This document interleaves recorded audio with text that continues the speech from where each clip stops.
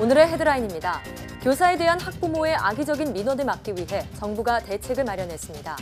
서울시 교육청은 교사가 직접 민원에 노출되지 않도록 관리 시스템을 도입하고 교권 침해에 대한 조사도 지원할 방침입니다.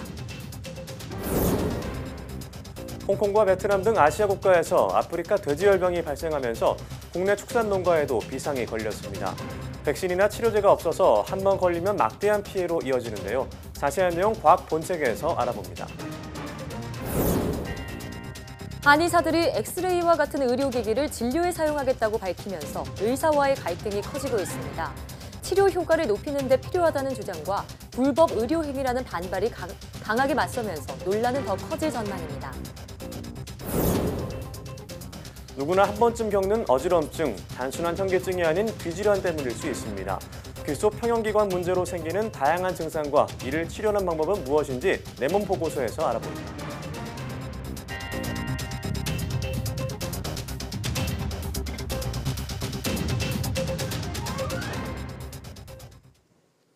여러분 안녕하십니까? 사이언스 투데이입니다. 교사들이 교단에 서면서 가장 힘든 일은 학부모들의 민원이라고 하는데요. 학부모가 선생님들에게 악성 민원을 직접 제기하지 않도록 하는 등 교권 침해 예방 대책이 발표됐습니다. 권호진 기자가 보도합니다. 지나친 학부모 민원과 관계 유지가 교직 생활 중 가장 큰 어려움이다. 한국교총과 서울교사노동조합이 각각 교원들을 대상으로 설문조사를 했더니 절반 정도가 이렇게 답했습니다. 학부모 민원은 학생 생활 지도와 함께 교권 침해로 이어지는 심각한 교사들의 고충입니다. 서울교육청은 이에 따라 학부모가 교원에게 직접 민원을 제기하지 않도록 민원 처리 시스템을 시범 도입하는 등 교육활동 보호 대책을 마련했습니다. 조희연 서울시 교육감은 교원이 민원에 직접 노출되지 않게 되면 교육활동을 침해하는 사례를 예방하는 효과가 있을 것으로 기대했습니다.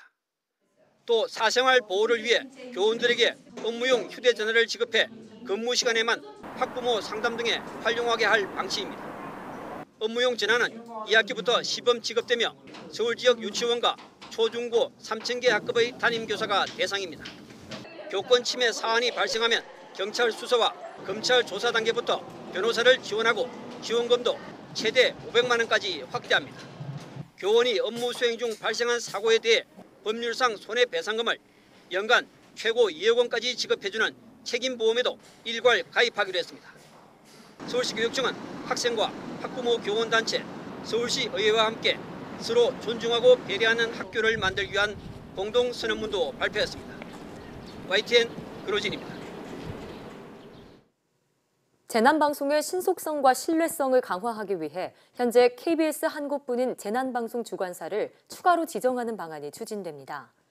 방송통신위원회와 과학기술정보통신부 등은 14일 재난방송 신속성과 신뢰성 제고를 위한 대책을 공동으로 발표하고 KBS 이외에 YTN과 같은 24시간 뉴스 전문 채널을 재난방송 주관사로 추가 지정하는 방안을 검토하기로 했습니다. 정부는 또 지상파와 종편, 보도 채널의 재허가 재승인 심사 때 재난방송 충실성 관련 실적을 반영하기로 했습니다. 이와 관련해 이효성 방송통신위원회 위원장은 지난 4월 강원도 산불 보도 과정에서 재난방송 주관사인 KBS의 책임의식이 부족했고 장애인을 위한 수어 방송과 외국인을 위한 영어 자막 방송도 미흡했다고 평가했습니다. 정부가 사우디아라비아와 원자력 연구개발 협력을 강화하기 위해 공동연구센터 설립을 추진하기로 했습니다. 과학기술정보통신부는 14일 사우디아라비아 리야드에서 위원회를 열고 이 같은 내용을 논의했습니다. 회의에서 두 나라는 사우디 내 원자력 산업 기반 구축을 위해 소형 원자로 스마트 건설을 지원하고 차세대 스마트 개발을 위해 기술 협력을 추진하기로 했습니다. 차세대 스마트는 경제성과 안전성을 강화한 소형 원자로로 소형 원전 시장 선점을 목표로 개발됩니다.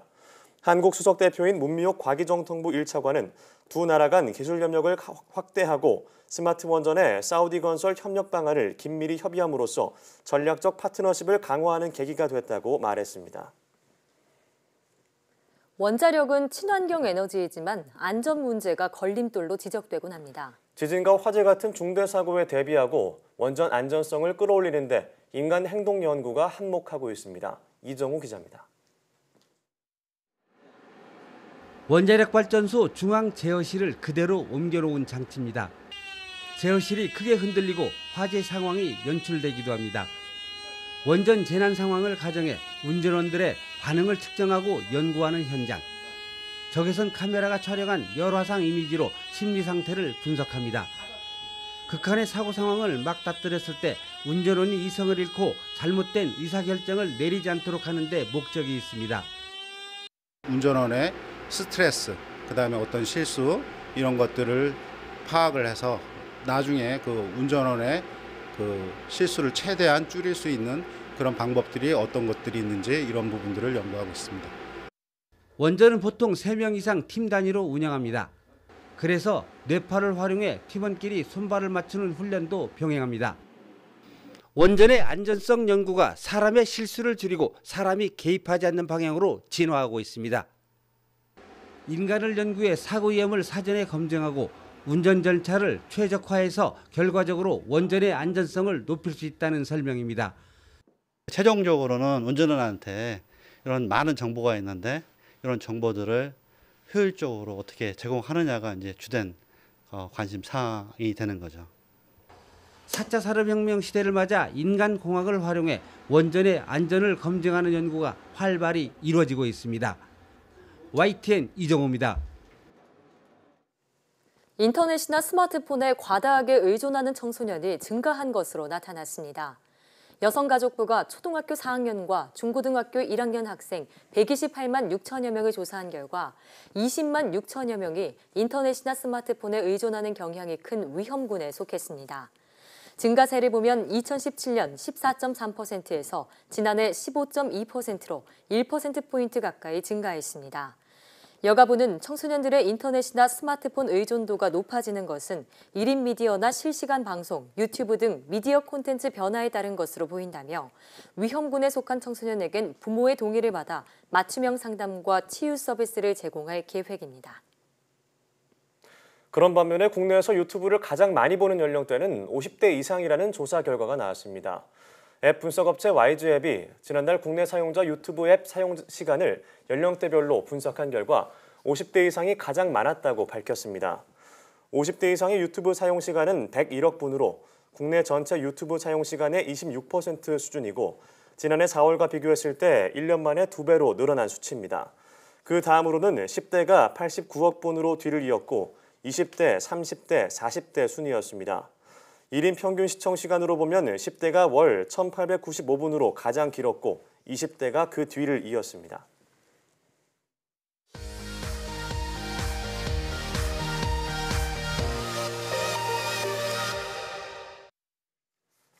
화제 뉴스를 골라 과학 기자의 시선으로 분석하는 과학 본색 시간입니다. 네, 오늘은 최소라 기자와 함께합니다. 어서 오세요. 안녕하세요. 네, 오늘 준비한 첫 소식은 뭔가요? 네, 또 앵커분들 시골에서 가축에게 사람이 먹다 남은 음식을 먹이는 경우 본 적 있으시죠? 네. 예. 네, 지금까지는 남은 음식물을 80도 이상에서 30분 이상 끓인 뒤에 가축에게 먹일 수 있도록 해왔는데요. 네. 이제는 이런 모습을 볼 수 없게 됩니다. 네.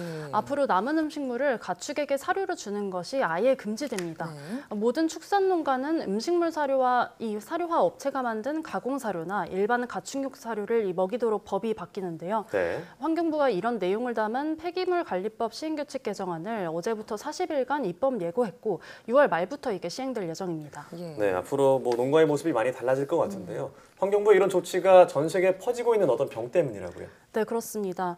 이 남은 음식물을 돼지에게 주는 게 아프리카 돼지 열병이라는 병의 원인으로 꼽혔기 때문입니다. 예, 아프리카 돼지열병, 이웃나라 중국에서는 이미 전역에 퍼지면서 피해가 막심하다고 들었는데요.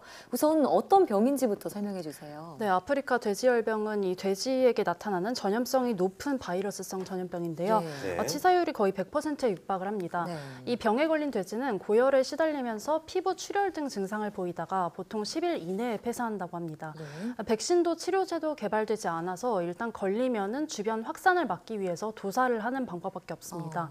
아프리카에서 1920년대부터 발생했다고 처음 보고됐는데요. 최근 문제가 되는 거는 지난해 8월 중국에서 아시아 최초로 발생했기 때문입니다. 예. 중국은 발병 이후에 100만 마리 이상의 돼지를 매몰 처분한 것으로 알려졌고요. 일각에서는 이 병 때문에 중국 내에 사육되고 있는 돼지의 35% 정도가 매몰 처분된 확산된 것으로 보고 있기도 합니다. 예. 현재 몽골과 베트남, 캄보디아 등으로도 퍼졌고요. 특히 베트남에서는 이 아프리카 돼지 열병 때문에 지금까지 돼지 120만여 마리를 매몰 처분했다고 합니다. 예. 최근에는 홍콩에서도 수입한 돼지 중 한 마리가 아프리카 돼지 열병에 걸린 것이 확인돼서 이 돼지 6천여 마리가 매몰 처분될 위기에 있는 것으로 보입니다. 네, 세계적으로 정말 심각한 상태인데 네. 그나마 다행인 건 아직 우리나라에 들어오지 않았잖아요. 네. 국내 유입을 막기 위해서 정부가 총력을 다하는 모습인 것 같습니다. 네, 그렇습니다. 이 때문에 이 정부는 6월부터 불법 휴대 축산물에 대한 과태료를 최대 1,000만 원까지 올리기로 했고요. 예. 국제우편 등을 통해서 이 검역물 반입이 될 수 있어서 이걸 차단하기 위해서 전량 엑스레이 검사를 실시하기로 했습니다. 아프리카 돼지열병이 감염된 돼지의 분비물, 그러니까 혈액이나 배설물을 통해서 이 전파가 되기 때문입니다. 예. 이 바이러스는 돼지가 죽을 때까지 신체 조직에 남는데요. 이 바이러스에 감염된 돼지를 도축해서 만든 음식을 나중에 또 돼지 사료로 먹이면은 이 새로운 돼지가 감염이 될 수 있다는 겁니다. 신선한 돼지고기랑 이 가공 돈육 제품에서까지 수개월간 이 바이러스가 살아남을 수 있다고 합니다. 정말 네. 끈질기죠. 이런 직접적인 감염 경로 말고도 진드기나 이런 곤충을 통해서 야생 멧돼지로부터 가축에게 바이러스가 옮겨지기도 합니다. 예. 이 때문에 정부는 야생 멧돼지의 서식 밀도를 낮추기 위해서 이런 지원 사업도 시행을 합니다. 포획틀이나 울타리 등 피해 예방 시설을 각각 450개 그리고 100개 지원하고 63억 원 규모의 자금을 투입한다고 하고요. 또 폐사체 신고했을 때 지급되는 포상금을 기존 10만 원에서 100만 원으로 10배 올린다고 합니다. 예. 자, 돼지의 경우 이 병에 걸리면 뭐 치사율이 거의 100% 육박한다라고 예. 하셨는데 사람에게 전염되지는 않는다고요? 네, 사람에게는 이 돼지 열병이 전염되지가 않는데요. 네. 하지만 한국에서 아프리카 돼지 열병이 발병을 한다면은 예상되는 경제적 손실이 약 1조 원이라는 분석이 나왔습니다. 예. 축산 종합 컨설팅 업체인 정 CNP 연구소라는 곳이 발간한 보고서를 보면요. 국내에서 아프리카 돼지 열병이 발병을 하면은 현재 돼지 100만 마리를 불가피하게 매몰 처분해야 해서 약 2,500억 원의 손해가 난다고 분석을 했습니다. 네. 또 농가의 연간 매출액도 6천억 원 정도 감소를 한다고 하고요. 양돈 사료 판매량도 10% 줄어서 2,400억 원의 손실을 볼 것으로 예상을 했습니다. 이런 경제적 손실도 생각을 해야 되지만 이 매몰 처분되는 동물을 지켜봐야 하는 이 국민들의 마음도 예. 이루 말할 수 없을 예. 정도로 아플 것으로 보입니다. 충북도에서는 최근 이 구제역이나 조류독감 등 이런 질병으로 매몰 처분된 동물들의 넋을 위로하기 위해서 그리고 뭐 생명의 존엄성을 일깨우기 위해서 위령비를 세우는 일도 있었다고 하는데요. 네. 그만큼 농가의 손실을 넘어서 이를 지켜보는 국민들의 마음이 아플 수밖에 없습니다. 네, 참 전 세계적으로 확산하지 않았으면 좋겠다는 생각도 들고 아직 치료제나 백신이 없다고 하니까 예. 빨리 나왔으면 좋겠습니다. 다음은 어떤 소식인가요?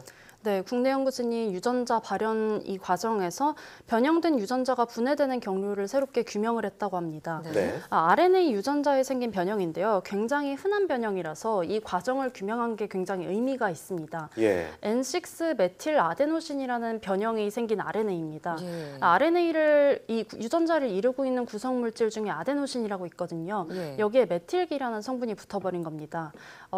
쉽게 말해서 M6A 변형이라고도 부릅니다. 그래서 이런 변형이 생기면은 급성 골수성 백혈병이나 간암 그리고 에이즈나 인플루엔자와 같은 질환이 생길 수가 있는데요. 네, 자. 이를 규명을 했다고 합니다. 예. 자, 일단 M6A라는 이 유전자 변형이 주요 질병들, 말씀하신 백혈병이나 간암, 에이즈와 같은 현재 치료제가 없는 이런 질병들의 원인이 되고 있다 이런 얘기인데요. 자, 이 변형이 제거되는 과정을 규명했다라는 건 이런 질병으로 고생하는 분들에게 희소식이 아닐 수가 없습니다. 어떤 과정으로 규명이 됐나요? 네, 먼저 이 M6의 변형을 일으키는 게 메틸화제라는 단백질이었는데요. 예. 예. 이를 제거하는 경로, 그러니까 이번에 고려대 연구진이 규명한 경로를 살펴보면요. M6A 변형이 발생한 RNA를 먼저 인지단백질이 인식해서 결합을 하고요. 그 후에 분해 요소가 붙어서 RNA의 중간을 잘라버립니다. 네. 그 다음에 자연스럽게 RNA가 분해된다고 합니다. 이런 구체적인 단백질을 발견을 해낸 것이 이번 연구의 성과라고 볼 수 있습니다. 예. 자, 좀 간단해 보이지만 참 이런 과정을 규명하는 게 아주 후속 연구에 도움이 될 것 같다는 생각이 드는데요. 자, 그럼 이번 연구가 추후에 인류에게 좀 어떤 도움이 될까요? 네, 앞서 말씀드린 대로 이 M6의 변형이 급성 골수성 백혈병이나 간암 그리고 유방암의 발생과 관련이 있는데요. 에이즈와 인플루엔자 같은 이런 주요한 바이러스 관련된 면역 질환에도 중요한 역할을 합니다. 이런 고려대 기초 연구가 바탕이 돼서 앞으로 이런 주요 질환을 더 잘 이해할 수 있고요. 나아가서 치료제를 개발하는 데도 도움이 될 수 있는 기초 연구로 보입니다. 또 이런 M6의 변형이 세포 내에서 가장 보편적인 변형 형태이긴 하지만요. 그 외에도 이 조절 메커니즘이 아직 자세히 밝혀지지 않은 다양한 변형들이 있습니다. 연구진은 이제 또 다른 이런 변형들을 연구를 할 계획이라고 하고요. 여러 가지 RNA 변형이 미치는 생리학적 그리고 병리학적 기능에 대해서도 후속 연구를 계속 진행할 계획이라고 밝혔습니다. 네, 앞서 말씀하신 대로 급성 골수성 백혈병 그리고 간암, 유방암과 관련이 있다고 하니까 앞으로 좀 좋은 연구가 나왔으면 좋겠습니다. 오늘 말씀 고맙습니다. 네.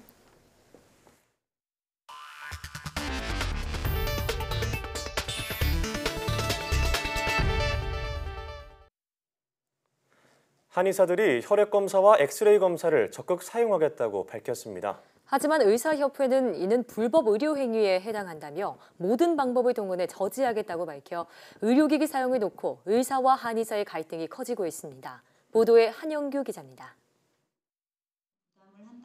대한한의사협회는 혈액검사와 엑스레이 검사가 필요한 이유로 4월부터 시작한 춘하요법 건강보험 적용과 첩약급여화 추진을 들고 있습니다. 첩약급여화 시범사업을 앞두고 한약 투약증과 후의 안전성과 유효성을 확보하기 위해 혈액검사가 필요하다는 주장입니다. 한의사의 혈액검사는 보건복지부의 유권 해석으로 가능하지만 건강보험이 적용되지 않아 협회가 비용 일부를 부담해 추진하겠다고 밝혔습니다. 첩약 먹어서 간 나빠지는 것인지 아니면 간이 나쁜 환자가 한약을 먹는 것인지 구별하는 것입니다. 엑스레이 검사는 4월부터 건강보험이 적용된 춘하요법이 보다 효과적인 치료가 될 수 있도록 하기 위해 필요하다고 강조했습니다. 하지만 대법원 판례가 한의사의 엑스레이 기기 사용을 제한하는 만큼 저출력의 휴대용 엑스레이 기기부터 진료에 활용하겠다는 입장입니다.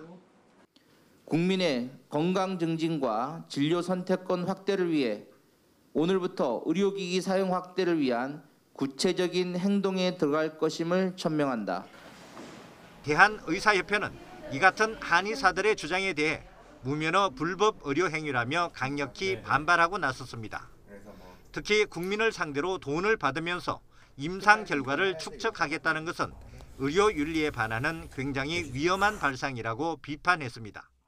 한의사가 의과 의료기기를 쓰고 혈액 검사를 하는 것은 명확하게 무면허 의료 행위입니다. 이 면허 범위를 벗어나서 의료 행위를 하는 것은 당연하게 국민 건강에 도움이 되지 않습니다.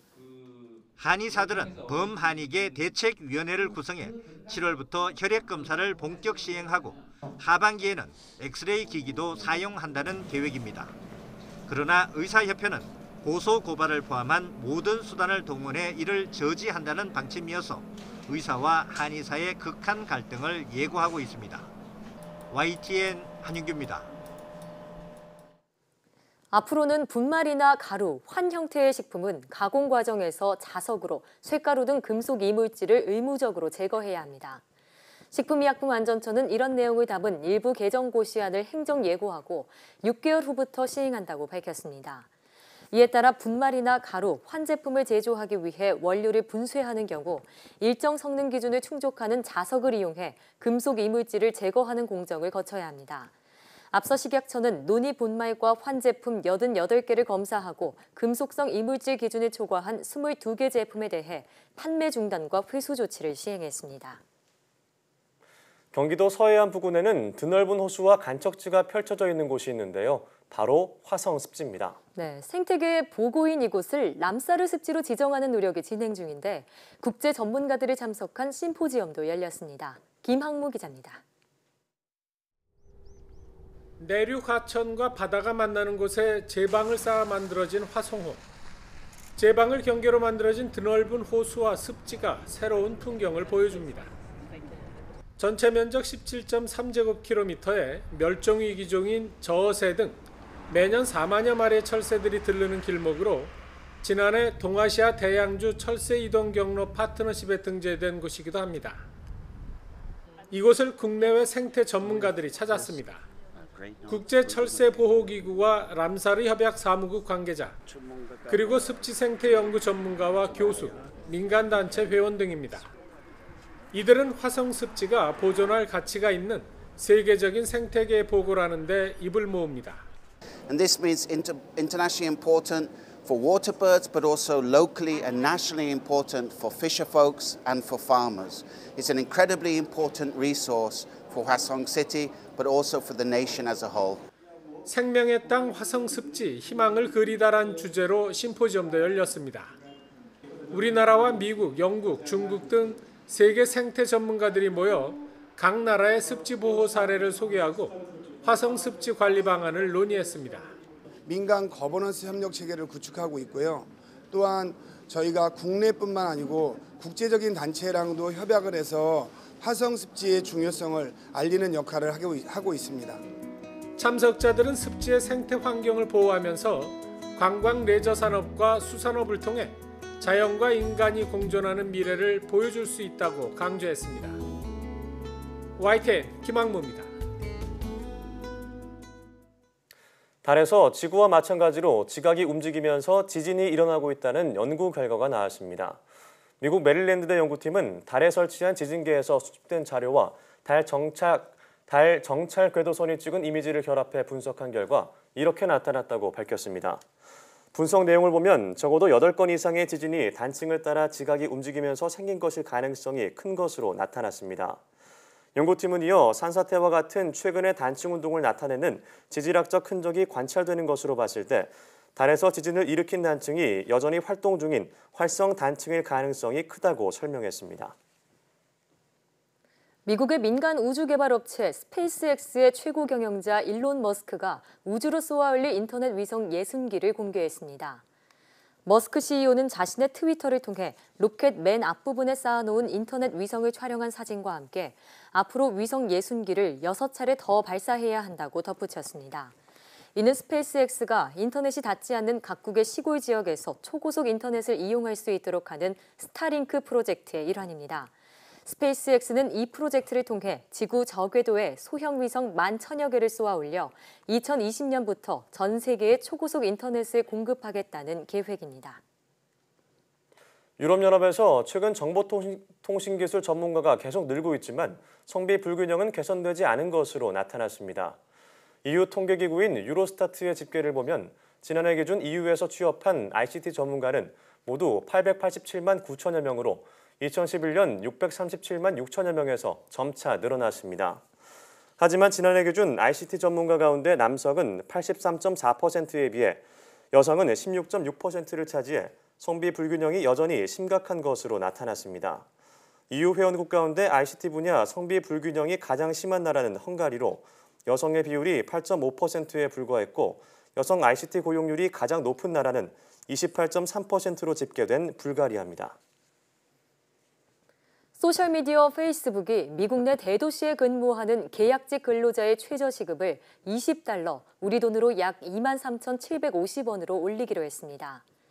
페이스북은 샌프란시스코 베이 지역과 뉴욕, 워싱턴 DC에 거주하는 근로자의 임금을 이렇게 인상하고 시애틀에 거주하는 근로자는 최저시급 $18를 보장한다고 밝혔습니다. 도시별로 최저시급의 차이가 나는 것은 주거비 등 거주 여건을 고려한 것으로 보입니다. 페이스북은 또 콘텐츠를 검사하는 계약직 근로자에 대해서는 거주 지역과 관계없이 최저시급 $22를 보장한다고 밝혔습니다. 이는 미국의 대형 할인점인 월마트 물류 근로자의 최저시급 $11의 2배 수준입니다. 서판길 한국뇌연구원 원장이 임상 증상을 기초연구에 접목하고 특히 퇴행성 뇌질환 연구에 집중하겠다고 밝혔습니다. 서 원장은 서울 광화문의 한 식당에서 기자간담회를 열고 고령화 사회의 뇌신경 분야 연구는 활성화될 수밖에 없다며 이같이 밝혔습니다.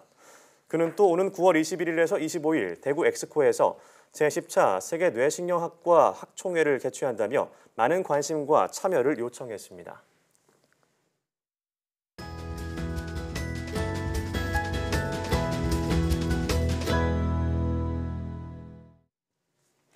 어지럼증은 누구나 한 번쯤 느끼는 흔한 증상인데요. 단순한 현기증일 수 있지만 구토나 이명이 동반된다면 이 질환을 의심해야 한다고 합니다. 네, 오늘 내 몸 보고서에서는 어지럼증을 유발하는 귀질환에 대해 알아보겠습니다. 가톨릭 관동대학교 국제성모병원 이비인후과 김미주 교수와 함께합니다. 어서 오세요. 안녕하세요. 네, 반갑습니다. 네, 반갑습니다. 자, 예전에 제가 좀 빈혈기를 느끼고 동네 병원에 갔더니 옆에 이비인후과부터 가서 이석증 검사를 받고 오라고 하더라고요. 그때 이 귀 문제 때문에 어지럼증이 있을 수 있구나라는 걸 처음 알았는데 귀에 어떤 문제가 생겼기 때문일까요? 네, 귀에는 소리를 듣는 달팽이관만 있는 게 아니라 우리 몸에서 균형을 잡아주는 전정기관이 있습니다. 이 전정기관은 이석기관과 세방고리관이 서로 이렇게 연결되어 있는데요. 평형을 유지하는 이 전정기관에 문제가 생겨서 균형이 깨져서 어지럼증이 발생할 수 있습니다.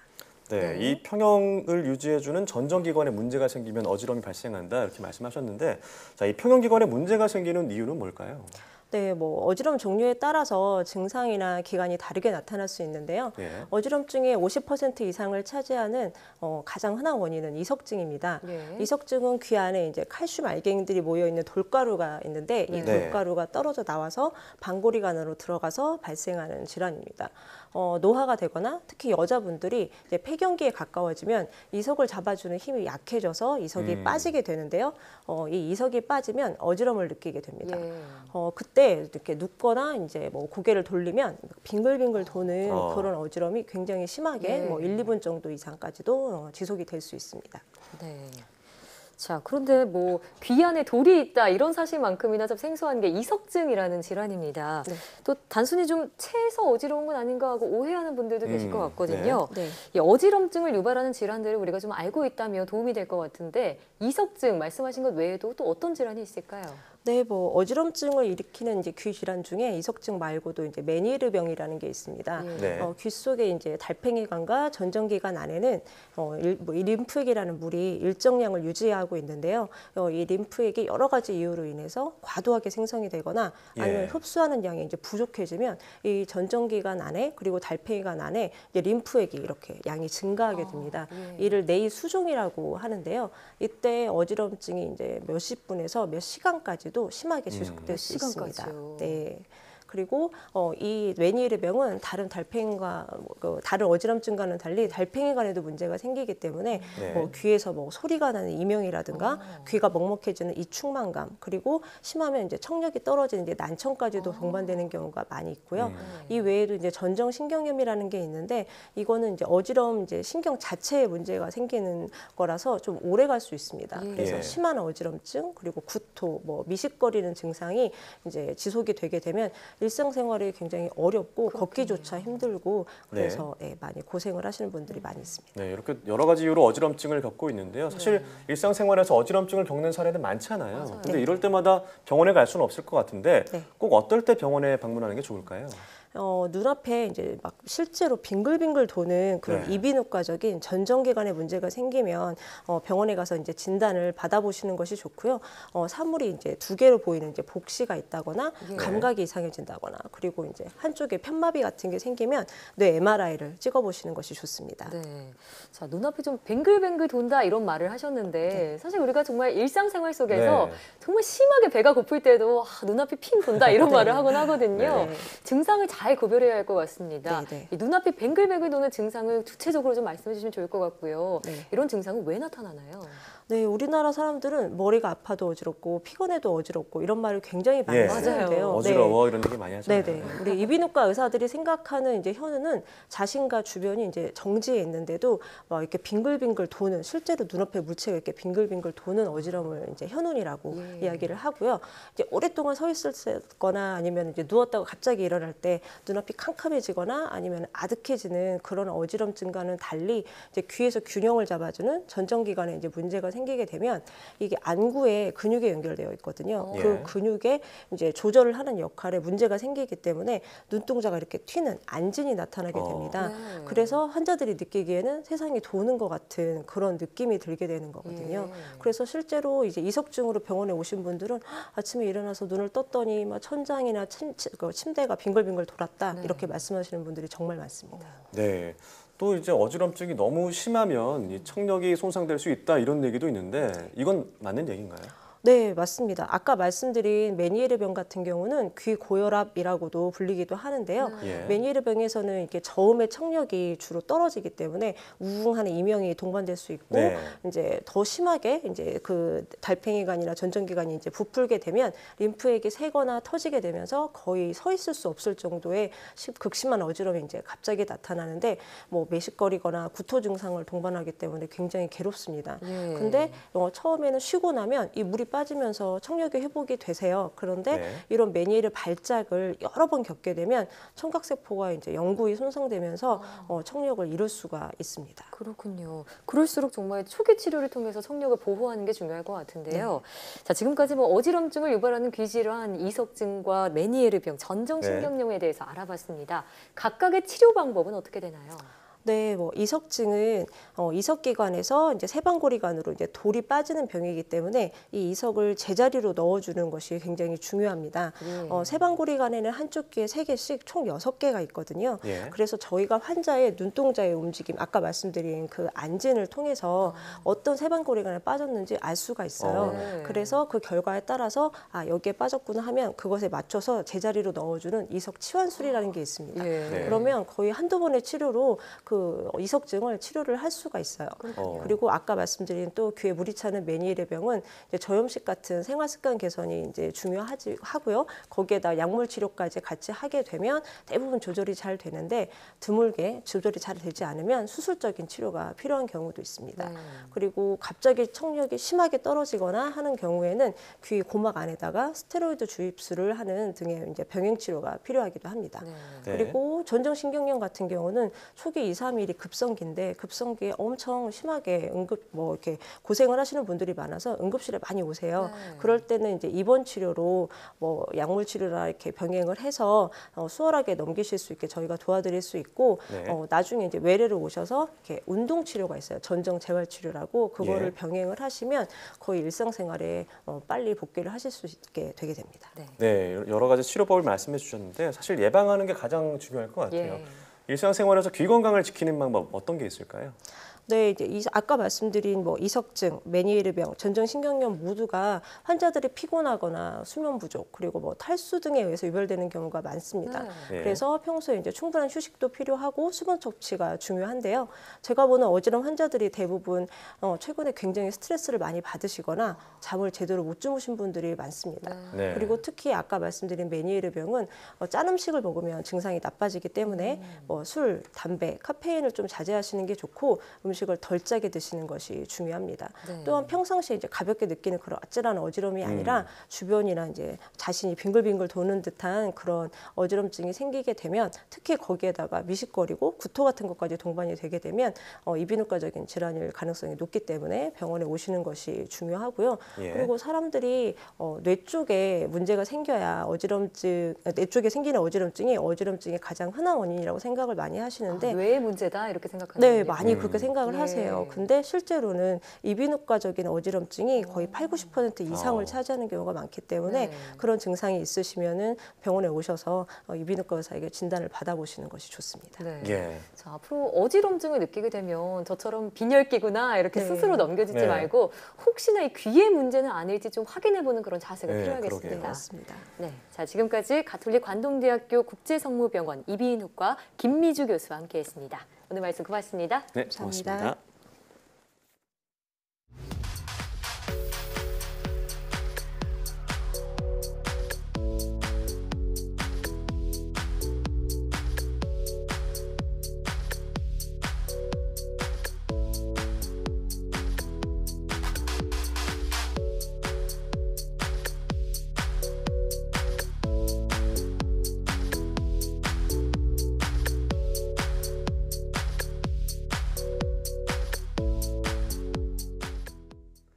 네, 이석증으로 인한 어지럼증을 완화하는 음식을 소개해드리겠습니다. 네, 우선 콩은 단백질이 풍부해서 어지럼증과 현기증 완화에 도움을 주고요.